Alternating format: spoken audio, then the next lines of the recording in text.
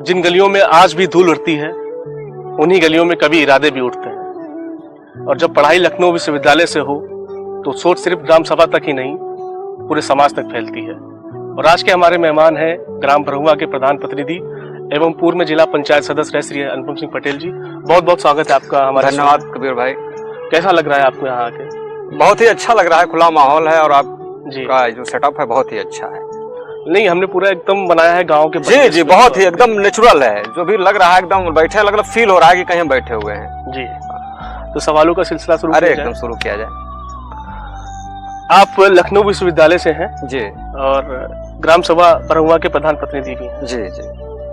ज्यादा मजेदार क्या लगा आप तक कि लखनऊ विश्वविद्यालय में वाइवा देना या ग्राम सभा में जो सवाल उठते हैं वो देना?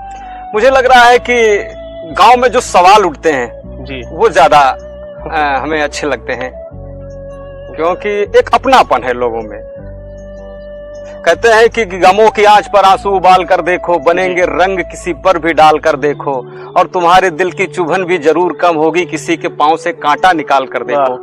अपने गांव के लोग हैं, उनसे मिलना, उनसे बात करना, उनके दर्द को और कहीं हम कम कर पाते हैं तो बहुत सुकून मिलता है मुझे। हरदोई से लेकर लखनऊ तक, जब बच्चे से लेकर बड़ों तक आप में एक बहुत क्रेज है जी। और सब आपको with great and love affection के साथ आपको दादा कहते हैं। जी जी। जब कोई बच्चा आपको दादा बोलता है जी, तब आप उसके लिए क्या सोचते हैं और उसके लिए क्या इमोशन आते हैं मन में कि जब एक छोटा सा बच्चा जिसको राजनीति की कोई समझ नहीं है और प्यार से आपको दादा बोलता है, तब उसके लिए आप क्या संवेदना रखते हैं? देखिए, उसका प्यार है, वो प्यार से मुझे बुलाता है और बहुत अपनापन लगता है। बहुत ही हम राजनीति से परे उसको सोचते हैं कि मेरा भाई जैसा है। ये बहुत पेचीदा सवाल है जो मैं अब करने जा रहा हूँ श्री अनुपम सिंह पटेल जी से। और पिछले दिनों एक वीडियो वायरल हुआ है जी, जिसे 20,000 से ज्यादा लोगों ने देखा। जी जी। वीडियो में आपके गांव के सड़कों पर प्रकाश डाला गया है और 5 सालों में जो आपके गांव पे जो काम हुआ है उन पर जमकर चर्चा हुई और कुछ लोग विरोध में है और कुछ लोग समर्थन में भी हैं और रोड अभी भी नहीं बन पाई। जी जी। तो ऐसे में आपका क्या कहना है? देखिए कबीर भाई, कहते हैं कि चर्चे आम हो तो किससे भी जरूर होते हैं और उंगलियां भी उन्हीं पुटती हैं जो मशहूर होते हैं। अब ये क्या है कि स्पॉन्सर्ड है। अब चुनाव के 6 महीने रह गए और जो विपक्ष के लोग हैं वो कमियां ढूंढने लगते हैं। एक्चुअली वो रोड जो है 200 मीटर से अबव की है। उसका एस्टीमेट जो है, ग्राम सभा के पास इतना बजट नहीं है कि उसका एस्टीमेट गांव के द्वारा बना के उसको रोड को बनवाया जा सके। मैंने एमएलसी है हमारे स्नातक, उनसे निवेदन किया था और उन्होंने दिया भी, लेकिन अभी तक बन नहीं पाई। गांव के प्रधान प्रतिनिधि हैं और ऐसे में सड़क का ना बन पाना जी, तो गांव के पहले व्यक्ति होने के नाते सवाल भी आपसे होगा। जी नहीं, बिल्कुल मुझे स्वीकार है, मुझे स्वीकार है। अगर आपका अंडर में नहीं है फिर भी आपको कहीं ना कहीं से उसका सलूशन निकालना पड़ेगा। नहीं, मैंने अभी विधायक जी से, माननीय विधायक जी से निवेदन किया और उन्हें आश्वासन दिया है कि इस गांव की रोड को और वो 2-3 महीने में बना के। आपका कहना है कि वो जो रोड है वो आपके ग्राम सभा के अंतर्गत नहीं आती है, मतलब नहीं, विकास कार्य में नहीं आती? नहीं, विकास कार्य में आती है, लेकिन एक्चुअली वो पेंटिंग है, डामर रोड है और डामर रोड पे हम लोग डामर नहीं डाल सकते। वो सीसी रोड बनेगी उस पे, और सीसी रोड का जो बजट होता है वो ज्यादा होता है और वो 200 मीटर से ज्यादा की रोड है। जी। गांव में जब जातिवाद और भेदभाव जैसी चीजें सामने आती हैं तब एक जिम्मेदार प्रतिनिधि के रूप में आप क्या सोचते हैं? देखिए, ये सब चीजें बड़ी गलत होती हैं। हमें उदय प्रताप सिंह की 4 पंक्तियां याद आती हैं जी, और मैं अक्सर कहता भी हूं उन्हें कि न तेरा है न मेरा है, ये हिंदुस्तान सबका है, और नहीं समझी गई ये बात तो नुकसान सबका है। जो इसमें मिल गई नदियां वो दिखलाई नहीं देती, महासागर बनाने में मगर एहसान सबका है। और हजारों नस्ल के फल फूल पौधे हैं, मगर गुलशन की इज्जत आबरू ईमान सबका है। तो अब हम इसको अगर जाति पात से देखें, देश को बढ़ाने में, समाज को बढ़ाने में सभी धर्मों का, सभी जातियों का सहयोग है। मुझे सबका प्यार मिलता है। मैं कभी जाति और धर्म की राजनीति नहीं करता हूँ। कह सकते हैं अनुपम सिंह पटेल जी जो है पूरी तरीके से सेकुलर है सभी धर्मों में। जी बिल्कुल। आपको इतना प्यार और समर्थन मिलता है, कभी यह ख्याल नहीं आया कि इन सभी की आवाज को संसद तक पहुंचाया जाए? नहीं, ख्याल नहीं किया। अभी तो जो जिम्मेदारी मन में चलता था, इतना प्यार मिलता है तो कहीं ना कहीं संसद तक पहुंचा जाए, हर आदमी का एक ड्रीम होता है। मुझे लगता है कि जो भी जिम्मेदारी मुझे मिली है मैं उसको अच्छे से निभा पाऊं, लोगों तक पहुंच पाऊं, और फिर कभी अगर जीवन में ऐसा मौका आता है तो हम सोचेंगे। लेकिन अभी कभी मैंने सोचा नहीं है कि कहते हैं कि सब कुछ मिल जाएगा जिंदगी में तो तमन्ना किसकी करोगे, कुछ अधूरी ख्वाहिशें तो जिंदगी जीने का मजा देती है। यही अंदाज पसंद आता है लोगों को। है, चल रहा है, ठीक है। आप गांव से जुड़े हैं जी, लखनऊ विश्वविद्यालय से भी पढ़े हैं जी, दुनिया घूमी है जी, लेकिन आपका जो जमीर है, जो आपकी बनावट है, वो अभी भी गांव से ही जुड़ी है। जी, जी, जी। और हाल ही में पंचायत वेब सीरीज आई जो पूरी हाँ। तरीके से गांव के तरफ जी, घूमती जी। है, इर्द गिर्द घूमती है। देखिए आपने, नहीं देखिए, बहुत अप्रिशिएट करता हूँ, मैंने देखी है। ऐसा कौन सा किरदार है पंचायत वेब सीरीज का जो आपके लिए बहुत आपके दिल को छुआ है? चाहे विनोद है जी, या पंचायत सचिव जी है, प्रधान है, प्रहलाद चा है, बनराकस है, पंचायत सचिव है, विकास है, जी। कौन सा ऐसा कैरेक्टर है जो आपको बहुत कबीर भाई, पंचायत मूवी ही इतनी फनी है और इतनी एंटरटेनिंग है कि सारे किरदार अच्छे हैं, लेकिन उसमें जो है प्रधान जी का किरदार अमेजिंग है, बहुत अच्छा, मैं बहुत अप्रिशिएट करता प्रधान हूँ। जी का। हाँ, प्रधान जी का किरदार आप बहुत प्रधान है इसलिए प्रधान जी का ही? नहीं नहीं नहीं, उन्होंने जो किया है और दिखाया है इसलिए नहीं, लेकिन वो अलग ही है उनका किरदार। अच्छा, आपका सफर लखनऊ विश्वविद्यालय से बरहुआ की पंचायत तक और किताबों से चौपाल तक, जी, इस पूरे सफर में कौन सी ज्यादा चीज सबसे बदल गई है और कौन सी चीज बिल्कुल नहीं बदली है? कहीं न कहीं युवाओं की सोच बदली है और लोगों की सोच बदली है जो धर्म और जात की राजनीति करने लगे हैं। मैं जब लखनऊ यूनिवर्सिटी में रहता था या मैं अपने क्षेत्र में, कभी इतना धर्म और जात को लेकर के इतना आक्रोश नहीं था, इतनी व्यवस्था गड़बड़ नहीं थी। लेकिन अब मैं देखता हूँ हर व्यक्ति जाति और धर्म की बात करता है, और जो कहीं न कहीं समाज के लिए अनुपम सिंह पटेल को बड़ा घुटन है। हाँ, घुटन होती है।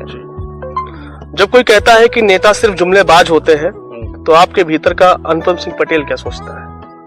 नहीं, खैर जुमलेबाज तो नहीं होते हैं और वो अपना काम करते हैं। कहीं न कहीं 100% कुछ कोई काम नहीं हो पाता है। नेता अपनी बात कहता है और सिस्टम में बहुत सारी ऐसी खामियां होती है उसने कही, और वो चीज जाकर के फिट नहीं बैठ पा रही, या कहीं न कहीं कोई ऐसा जियो नहीं है, वो नहीं हो पाता है। लेकिन नेता का पूरा प्रयास रहता है कि वो काम करे और जनता के ज्यादा से ज्यादा काम करे। आप हरदोई क्षेत्र से आते हैं जी, जहां से लगभग 8 सीटें हैं। जी, जी। तो हरदोई तक बहुत सारे नेता हुए हैं, आपकी विधानसभा से भी लेकर और पूरे हरदोई क्षेत्र तक। ऐसा कौन सा विधायक है जो आपका सबसे अब तक उसका काम सर्वश्रेष्ठ लगा हो? जी, जी, पूर्व से लेकर अभी तक, मतलब जब से मैं राजनीति में आया हूँ। हाँ, अभी करंटली का भी बता सकते हैं और पूर्व से भी आप बता सकते हैं। देखिए, मैं 2010 से राजनीति में आया। जी, जी। और जब मैं राजनीति में आया तो उस समय बीएसपी की सरकार थी जी, और माननीय नरेश अग्रवाल जी सांसद थे, जी। और मैं उसको बहुत अप्रिशिएट करता हूँ। और मैं उनको बहुत ही डायनामिक लीडर है, बहुत विजनरी लीडर है, बहुत काम करता है और इतनी पॉजिटिविटी उनके अंदर है। अगर कोई बंदा एक बार मिलेगा तो निश्चित संतुष्ट होकर आएगा। आपकी नजरों में वो सर्वश्रेष्ठ विधायक? हमारी नजर में। अब लोगों का अपना नजरिया हो सकता है कि क्या बात है कि मिट्टी नहीं हस्ती हमारी, सदियों से रहा है दुश्मन दौरे जहां हमारा। तो कुछ बात है कि वो 30 साल से लगातार राज कर रहे हैं और कहीं न कहीं लोगों को पसंद करते हैं। जी। आप स्वयं एक शिक्षक हैं और ऐसे में एक शिक्षक होने के नाते हम आपसे एक गंभीर सवाल पूछना चाहते हैं। पिछले 7-8 वर्षों में उत्तर प्रदेश में माध्यमिक शिक्षा विभाग में किसी भी प्रकार की नियमित भर्ती नहीं की है। जी। आपके क्षेत्र से विधानसभा परिषद सदस्य एमएलसी भी भारतीय जनता पार्टी से है और आज विधायक जो है आपके क्षेत्र से आते हैं वो भी भारतीय जनता पार्टी से है, और शिक्षा ही आपके जीवन का मूल आधार भी रहा है। ऐसे में क्या आपको नहीं लगता कि यह मुद्दा सरकार की प्राथमिकताओं में होना चाहिए था? नहीं, बिल्कुल होना चाहिए था कबीर भाई, बिल्कुल होना चाहिए। एक्चुअली शिक्षा हमारा मूल अधिकार है और हमारे जो जनप्रतिनिधि हैं वो भी पढ़े लिखे हैं। एमएलसी जो है स्नातक है, वो शिक्षित हैं, हमारे विधायक जी शिक्षित हैं, पीएचडी किए हुए हैं, और मुझे लग रहा है इतने शिक्षित शायद ही विधानसभा में पूरे हमारे जिले में एक ही जनप्रतिनिधि होंगे, और उनको अपनी वो कहते भी हैं। और मुझे लगा अगर पूरे प्रदेश के जनप्रतिनिधि हमारे जो मुखिया है उनसे अगर बात करेंगे तो मुझे नहीं लग रहा है कि जरूर जाहिर कहीं न कहीं इसका समाधान निकलेगा। आपका क्या विचार है इस पे? मतलब आप क्या सोचते हैं कि कहीं ना कहीं ये मुद्दा होना चाहिए था? नहीं, ये मुद्दा होना चाहिए, मुद्दा होना चाहिए ना, ये मुद्दा है और हर युवा परेशान है जी, हर युवा परेशान है। मैं तो चाहता हूं कि, और शिक्षा ही एक ऐसा वो है जिसमें हर व्यक्ति को काम मिल सकता है, नाम मिल सकता है। आप शायरी बहुत अच्छी करते हैं जी, हमने कई सारी वीडियोस देखी हैं आपकी और कई रील्स वायरल भी हुई हैं जी। किस शायर को बहुत पढ़ते हैं? उनकी एक शायरी हो जाए या खुद का अपना लिखित हो जाए? देखिए, वैसे तो मैं बहुत लोगों को पढ़ता हूँ। आपका पसंदीदा वसीम बरेलवी साहब हैं, बशीर बस साहब हैं, अहमद फराज हैं, दुष्यंत कुमार जी हैं, और मैं पहले दुष्यंत कुमार जी की एक शेर पढ़ देता हूँ। लोगों ने सुनी है, मतलब चलती है, बहुत सुनते हैं लोग। दुष्यंत कुमार मैं पढ़ता हूँ कि हो गई है पीर पर्वत सी पिघलनी चाहिए, इस हिमालय से कोई गंगा निकलनी चाहिए, और सिर्फ हंगामा खड़ा करना मेरा मकसद नहीं, मेरी कोशिश है कि ये सूरत बदलनी चाहिए। मेरे सीने में नहीं सही, तेरे सीने में सही, हो कहीं भी आग पर ये आग जलनी चाहिए। वाह, बहुत। अगर सरकार आपको शिक्षा मंत्री बना दे जी, तो सबसे पहला आदेश क्या निकालेंगे आप? देखिए, अगर शिक्षा मंत्री बनाए तो मैं पहले जो 3 डिपार्टमेंट है, बेसिक, माध्यमिक और हायर एजुकेशन। जी। तीनों को अधिकारियों को बुलाकर उनको आपस में बात करा करके और उनसे ऐसा सोल्यूशन निकला कि एक परीक्षा ली जाए और उनको क्वालिफिकेशन के हिसाब से कट ऑफ कर दिया जाए। जो हायर में जाना है, जिसकी क्वालिफिकेशन हायर एजुकेशन के उसमें जाए, जो माध्यमिक की है वो माध्यमिक में जाए, बेसिक का है बेसिक में जाए, लेकिन उनको बैठाना नहीं है। पूरा अगर वो ट्रेनिंग करके आता है तो एम्प्लॉयमेंट मिलना चाहिए उसको। उससे पूरा क्रीम बच्चा मिलेगा। हाँ, क्रीम बच्चा मिलेगा और लोगों को ज्यादा से ज्यादा रोजगार मिलेंगे। और चूंकि आपस में कोऑर्डिनेशन नहीं है, इसलिए कहीं कहीं भर्ती लटक जा रही है, बच्चों की एज निकल जा रही है, ये समस्याएं हैं। गांव में आज भी स्कूल हैं, लेकिन स्कूलों में शिक्षा नहीं है जी। स्कूल मर्जर हो रहे हैं जी। और गांव के स्कूल जो है दूसरे गांव में शिफ्ट हो रहे हैं। जी। आपका गांव भी हाँ। कंपोजिट शायद उसमें चला जी, गया जी, है। जी। तो प्रधान प्रतिनिधि होने के नाते आप कैसे देखते हैं उसको? देखिए, मैं तो ये कहूंगा कि ये जो मर्जर का प्रस्ताव आया है जी, वो समाज के लिए ठीक नहीं है। भले ही एक बच्चा आ रहा हो तो आप एक शिक्षक रहे, मतलब उसको शिक्षा से वंचित नहीं किया जा सकता है। अगर वो बच्चा शिक्षा से वंचित रह जाएगा तो ये उसके साथ बहुत अन्याय होगा। कहीं ना कहीं हाँ, नहीं होना चाहिए। भले अगर 3 टीचर है, 2 को हटा दीजिए, 1 रखिए, लेकिन विद्यालय खुलना चाहिए। एक भी बच्चा अगर हम पढ़ा ले जाते हैं और पढ़ जाता है तो ये हमारे लिए गौरव की बात होगी। अनुपम जी, बहुत मजा आ रहा है आपसे बात करके और धन्यवाद। बातों का सिलसिला आगे जारी रखते हैं जी। अब हमारा जो सबसे मजेदार राउंड है रैपिड फायर राउंड। जी जी। इसमें छोटे छोटे सवाल होंगे और आपसे छोटे छोटे जवाब हमें चाहिए। आप जी, स्किप जी। नहीं कर सकते। तो रेडी हैं? नहीं, बिल्कुल रेडी थे। किया जाए सवाल? हाँ, बिल्कुल। अगर गांव की राजनीति पर एक फिल्म बनानी हो तो टाइटल क्या देंगे? जी। सरपंच रिटर्न्स, वोट की कसम। वोट की कसम। अच्छा, वोट की कसम। जी। अगर आप सपोज दैट आपकी बायोपिक बनती है जी। तो कौन से हीरो को, कौन से एक्टर को आप देखना पसंद करेंगे एज ए अनुपम सिंह पटेल? जी जी। मनोज वाजपेयी, पंकज त्रिपाठी? नहीं, पंकज त्रिपाठी नेचुरल एक्टर, मैं उनको पसंद करता हूं। राजनीति में अगर आप शोले फिल्म के जय हैं जी। तो वीरू कौन है? मतलब आप जब से आपका राजनीतिक करियर शुरू हुआ है जी, एज ए आप जय है तो आपके लिए वीरू कौन है जिसने आपको सपोर्ट किया? वैसे तो मैं एक शेर भी कह देता हूँ, बाद में नाम भी बताता हूँ कि इतने रिश्तों को परखा तो नतीजा एक ही निकला। जरूरत सब कुछ होती है, मोहब्बत कुछ नहीं होती, लेकिन फिर भी हमारे मित्र हैं, विशाल जी प्रधान है और बहुत अच्छे मेरे बेस्ट फ्रेंड हैं। प्रियंका गांधी, अखिलेश यादव या योगी आदित्यनाथ डिबेट में किसके सामने खड़े होंगे सबसे पहले? मैं माननीय अखिलेश यादव के साथ डिबेट करना चाहूंगा। कौन सी फिल्म राजनीति से सबसे ज्यादा मिलती जुलती है? जी। नायक, राजनीति या गंगाजल? राजनीति। जी। काफी इसमें हाँ हाँ, बहुत ही मल्टी स्टारर मूवी है और बहुत ही ऑथेंटिक मूवी बनाई गई है। आपको अगर मौका मिले तो मनीष सिसोदिया, जी। नितिन गडकरी या शशि थरूर, जी, इन तीनों में से किसी एक के साथ पर लंच जाना हो तो आप किसके साथ जाना? मैं मनीष सिसोदिया जी के साथ लंच पे जाना चाहूंगा। विजनरी है। हाँ, विजनरी लीडर है, बहुत जमीनी है और बहुत ही। गडकरी के साथ? गडकरी जी का थोड़ा सा अलग है, लेकिन हमको सिसोदिया जी पसंद है। मतलब लगता है कि थोड़ा सा अपनापन है और जमीन से जुड़े हुए, लगता ही नहीं कि ये विधायक हैं या मंत्री हैं। अगर आपको पॉलिटिक्स के लिए कोई भी फिल्मी डायलॉग सुनना हो जी, तो कौन सा होगा? तारीख पे तारीख, जो डर गया वो मर गया, जी, जहाँ हम खड़े होते हैं लाइन वहीं से शुरू, जहाँ हम खड़े होते हैं लाइन वहीं से शुरू होती है। अमिताभ बच्चन के साथ। जी। माफ कीजिएगा अनुपम जी, रैपिड फायर से हटके थोड़ा मैं आपसे एक सवाल पूछना चाहता हूँ। जी जी। आप कुर्मी कम्युनिटी से आते हैं और जी। सरदार वल्लभ भाई पटेल बहुत बड़ा नाम है। जी जी। बहुत कुछ किया है उन्होंने देश हाँ। के लिए भी और समाज के लिए भी। तो जी। जब देश के लिए किया तो ऑब्वियसली सी बात है समाज के लिए भी किया होगा। अभी कंगना रनावत जी ने एक बयान दिया है, जो भी उनके लिए दिया है, आप उसको किस नजरिए से देखते हैं? देखिए, पहली बात तो मैं कहना चाहूंगा, कंगना रनावत समाज से आते हैं। हाँ, कंगना रनावत कहाँ से आई है सभी जानते हैं, किस जगह से आई हैं। और ऐसे लोगों की शिक्षा दीक्षा भी आप जान ही रहे हैं कैसे, क्योंकि इतनी पढ़ी लिखी होती तो कहीं IAS IPS बन गई होती, और वो कहाँ से निकल गई हैं और किसके बारे में बोल रही हैं। ये ऐसे महापुरुष हुए हैं जिनके बारे में जितना प्रशंसा की जाए उतनी कम है। मुझे तो लग रहा है इनके खिलाफ मुकदमा लिखाया जाना चाहिए। अगर ऐसे महापुरुषों के बारे में आज बोल रहे हैं तो किसी के बारे में बोल सकती हैं। सरदार पटेल, लाल बहादुर शास्त्री, लोहिया जी, अटल जी, ये सब हमारे देश के महापुरुष हैं। अम्बेडकर जी, इनके बारे में अगर कोई बोलता है तो बहुत छोटापन है। अगर आप एक दिन के लिए इंस्टाग्राम के CEO बन जाएं जी, तो किस नेता का अकाउंट ब्लॉक करेंगे? वैसे तो नहीं करना चाहिए, लेकिन असदुद्दीन ओवैसी को मैं जरूर ब्लॉक करूंगा। जी। वो धार्मिक बातें, उन्मादी बातें लिखता है।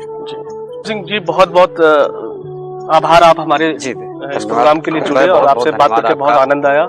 कैसा लगा आपको? बहुत ही अच्छा लगा, बहुत ही अच्छा लगा। और अब क्या कितनी प्रशंसा की जाए, इतने खुले माहौल में आपने इतना अच्छा इंटरव्यू लिया और मतलब बहुत ही अच्छा लगा आपका सेटअप, आपकी बातें, आपके साथ बैठ के बातें करना बहुत ही। हमारे पॉडकास्ट का एक चलन है कि जो भी हमारे गेस्ट आते हैं उनके लिए हम एक शेर पढ़ते हैं जी, हमारी तरफ से नजराना होता है जी जी तो मैं आपके लिए भी पढ़ूंगा। नहीं बिल्कुल इरशाद। नाम अनुपम है और वाकई में है भी वैसा, जी जैसे कोई पुरानी खामोश किताब, जी मगर हर पन्ना बोलता है। जी बात करता है तो लगता है जैसे कोई मौसम बदल रहा हो। जी ना आवाज ऊंची ना लहजा भारी, फिर भी सब सुनते हैं, क्योंकि असल लफ्जों का नहीं होता, इंसान का होता है। जी बहुत बहुत बहुत बढ़िया, शुक्रिया।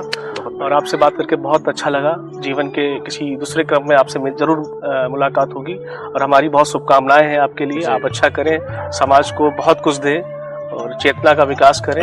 ऐसे प्रधान प्रतिनिधि होने के नाते मैं चाहता हूं कि आप अपने गांव में जो भी चीजें हैं उसको सुधारें। और कबीर भाई बहुत बहुत धन्यवाद। और इसको मैं सभी अपने लिसनर से कहना चाहूंगा कि मिट्टी की खुशबू एक इंस्टाग्राम अकाउंट है, इसको ज्यादा से ज्यादा लोग फॉलो करें। और मैं एक शेर के साथ अपनी भी बात खत्म करना चाहूंगा कि कहाँ आंसुओं की ये सौगात होगी, नए लोग होंगे, नई बात होगी, मैं यूं ही मुस्कुराता रहूंगा, तुम्हारी मोहब्बत अगर साथ होगी। मुसाफिर है हम भी, मुसाफिर हो तुम भी, किसी मोड़ पर फिर मुलाकात होगी। बहुत खूबसूरत, बहुत बहुत धन्यवाद हमारे साथ, बहुत बहुत धन्यवाद। खेत से लेकर किताबों तक सबकी अपनी कहानी है, कभी हंसी में कभी आंसू में, हर मुसाफिर की जुबानी है। ये गांव शहर के छोटे छोटे हीरो, जिन्होंने नाम नहीं काम से बनाई पहचान। चलो सुन